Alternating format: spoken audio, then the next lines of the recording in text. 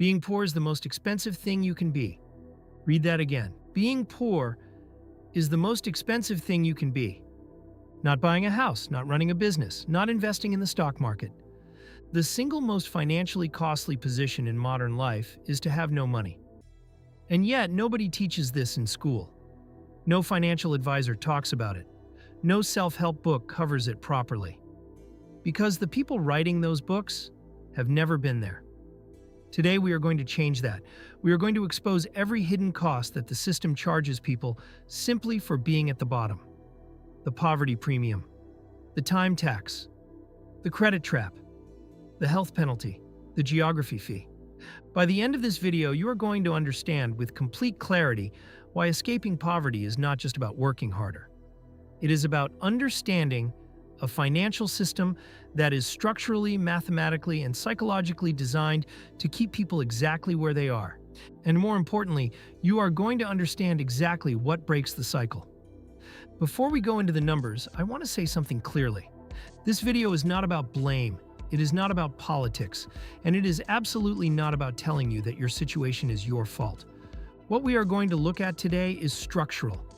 It is built into the financial system itself, into banking, housing, food, healthcare, and time. And the evidence for it is in peer-reviewed research, not opinion.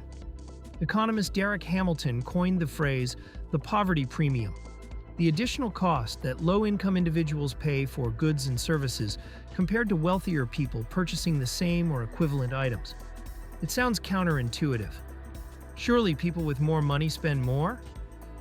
In total dollars, yes.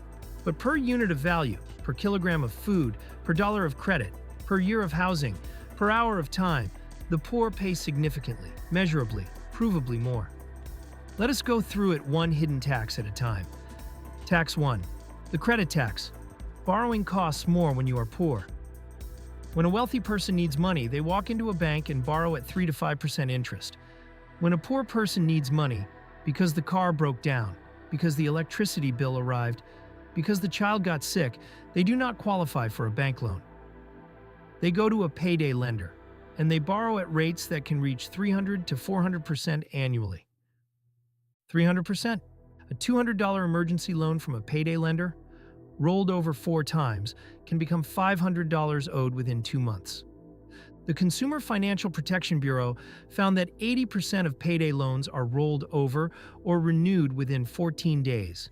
Not because borrowers are irresponsible, but because the loan itself made their situation worse, not better. And credit cards, the alternative, are not much kinder. The average interest rate on a credit card for someone with poor credit in 2025 was 29%. For someone with excellent credit, it was 17%. The same plastic rectangle, the same purchase, 12 percentage points more expensive just for being poor. This is not a moral failure.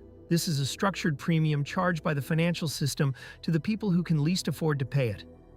The exit. Even a small emergency fund of $500 eliminates the need for payday loans for the majority of financial emergencies.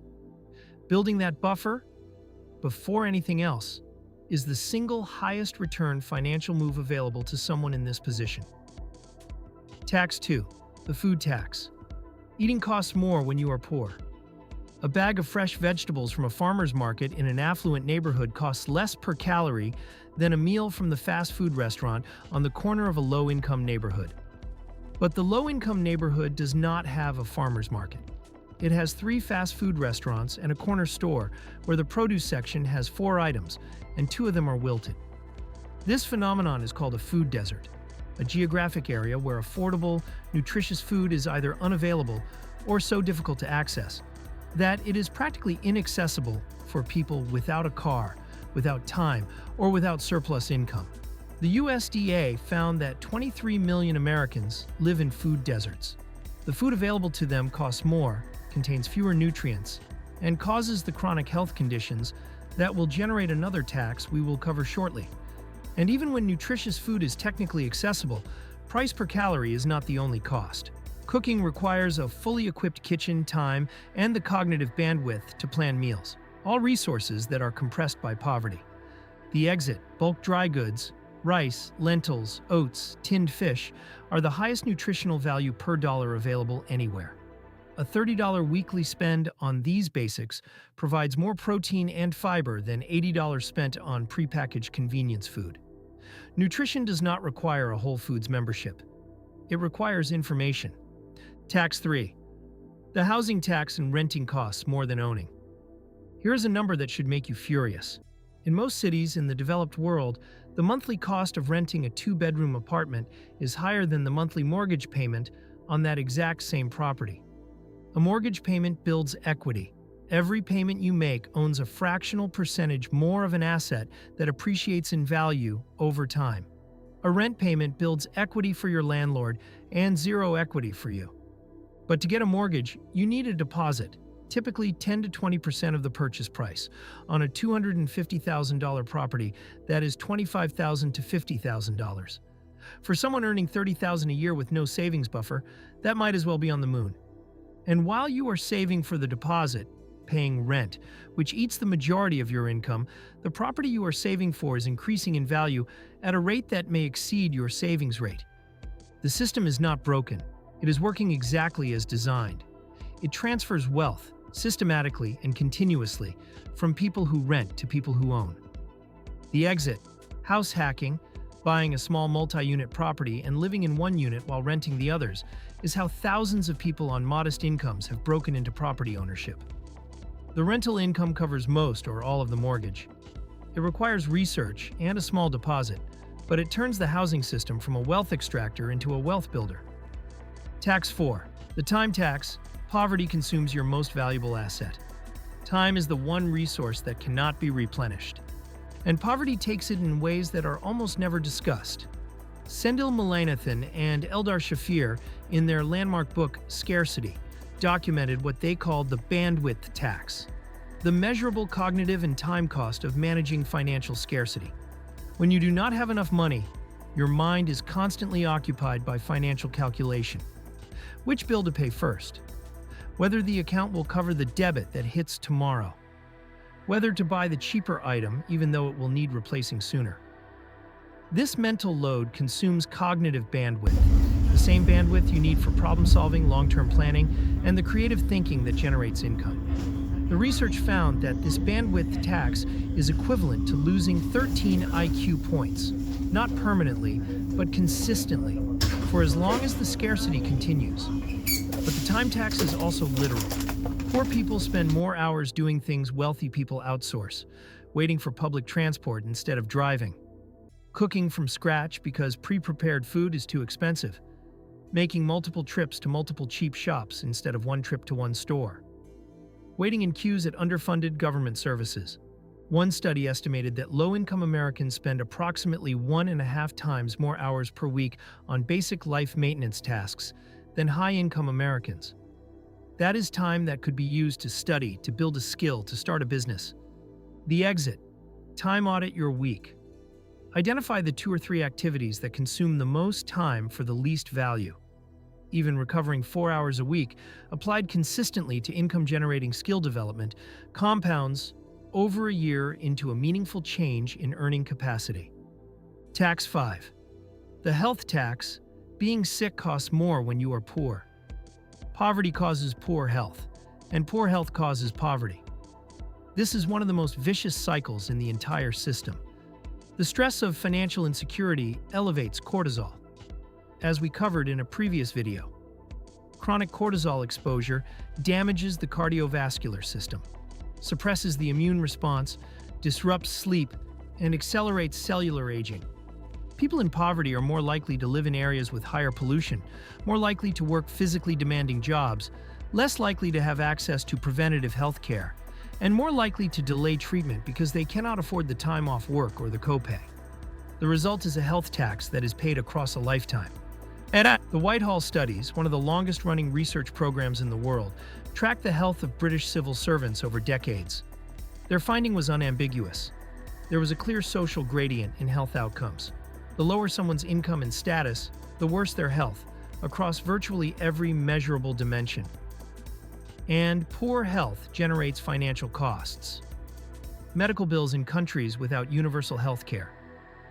lost working days, reduced cognitive performance, early retirement, shortened productive lifespan.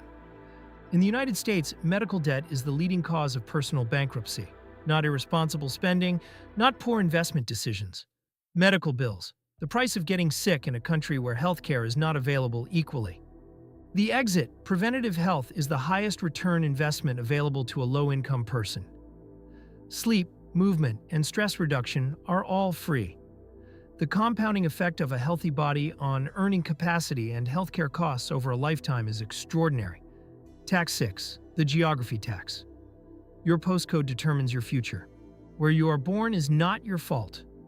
But in most societies, it remains one of the most powerful predictors of where you will end up. The geography tax operates across multiple dimensions simultaneously. School quality is directly linked to property values in most countries. Affluent areas have well-funded schools with experienced teachers, better facilities, and higher expectations. Low-income areas have underfunded schools with higher staff turnover, fewer resources, and lower average outcomes. The children are identical in potential. The institution is not. Beyond schooling, geography determines access to employment opportunities, transportation infrastructure, healthcare quality, green space, air quality, internet speed, and even the social networks that produce career opportunities. Research from Harvard economist Raj Chetty found that the single largest predictor of upward mobility in America is not individual effort. It is zip code. Where you grow up has more statistical influence over your economic outcome than almost any individual characteristic. And moving out of a low opportunity area requires resources that low-income people, by definition, do not have. This is the trap within the trap. To escape the geography tax, you need money. To get money, you need the opportunities that come with a better geography. The exit. The internet has partially broken the geography tax. Remote work, online education, digital businesses, and global platforms mean that the opportunity ceiling is no longer set entirely by your postcode. A person in a low-income neighborhood with internet access and a skill that can be sold online has access to the same global market as someone in the most affluent city in the world. This is genuinely new, and it is genuinely worth exploiting. 6 hidden taxes, all of them real, all of them documented, none of them fair. The credit tax, the food tax, the housing tax, the time tax, the health tax, the geography tax. Each one extracts value from people who have the least to give, and each one reinforces the others, creating a web of financial disadvantage that is not the result of individual failure, but of structural design. I want to be clear about something. Understanding this system does not mean you are powerless within it. Knowledge of how a trap works is the first step to getting out of it. And people escape these traps every single day. Not by wishing them away, but by understanding them clearly enough to find the leverage points. The emergency fund that eliminates the credit tax, the bulk cooking that reduces the food tax, the house hack that converts the housing tax into an asset, the time audit that reclaims the hours poverty consumes, the preventative health habits that neutralize the health tax, the internet-based skill that breaks the geography tax. None of these are easy, but all of them are available. The system was not designed with you in mind, but it was not designed to be inescapable either. The people who built these systems left doors. They left them because they used them themselves. Your job, and this is harder than it sounds, is to stop accepting the premise that the financial rules you grew up with are the only rules that exist. They are not. They are just the ones nobody told you about. If this video made something click, share it with one person who needs to hear it, not for the views. Because this information changes how people see their situation, and how people see their situation determines what they do next. Subscribe to Motivated AI for more videos on the psychology of money, the hidden mechanics of wealth, and the mindset shifts that make a real difference. New video every week. Hit subscribe, turn on the bell, and I will see you in the next one.